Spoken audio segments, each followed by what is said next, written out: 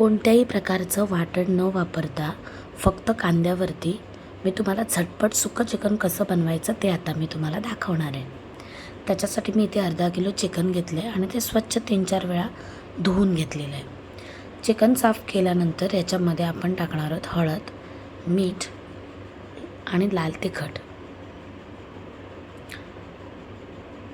आता या सगळ्याला आपण व्यवस्थित मिक्स करून घ्यायचं आहे. ही मी बारीक ठेचलेली लसूण आहे जी मी त्याच्यामध्ये ॲड केले, त्याच्यामुळे एक वेगळंच चांगली टेस्ट येते.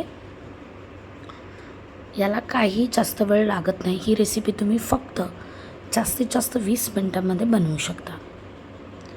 मी चांगल्या प्रकारे याला हळद, मसाला, मीठ हे सर्व मसाले मिक्स करून लावलेले आहेत. आता आपण याला साईडला ठेवून घेऊ. आपण आता जी कढई घेतलेली आहे त्याच्यामध्ये आपण तेल टाकू आणि तेल चांगलं गरम करून घेऊ. त्याच्यामध्ये मी कांदा टाकला आहे आणि आलं लसूणची पेस्ट टाकली आहे. त्याच्याबरोबर मी टाकलेला आहे तेजपत्ता आणि या सगळ्याला व्यवस्थित मिक्स करू.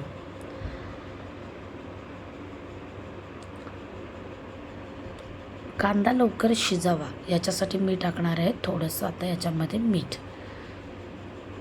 कांदा तुम्ही बघू शकता चांगला लाल कलरचा होतोय, म्हणजे याचा अर्थ आहे ना की हा चांगला शिजतोय. मीठ टाकल्यामुळे कांदा लवकर शिजतो. आता याला चांगलं आपण परतून घेऊ. कांद्याचा कलरही ब्राऊन झालेला आहे, तुम्ही बघू शकता. 2 ते 3 मिनटं मी चांगला कांदा परतलेला आहे. आता आपल्याला याच्यामध्ये मसाले ॲड करायचे आहेत. त्याच्यासाठी मी टाकले पाव चमचा हळद,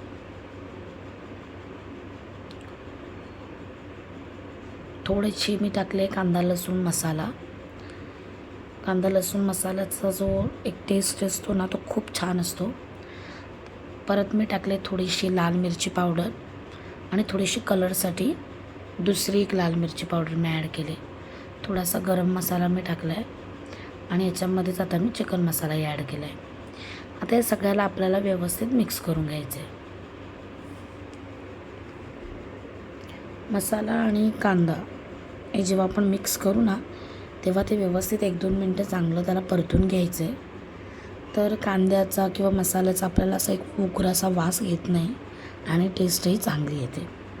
आता आपल्याला याच्यामध्ये चिकन ॲड करायचे. तुम्ही बघू शकता अशा प्रकारे तो कांदा परतला गेला आहे की त्याचं तेल पूर्ण सुटायला लागलं आहे, म्हणजे याचा अर्थ आपल्याकडून व्यवस्थित तो परतला गेलेला आहे.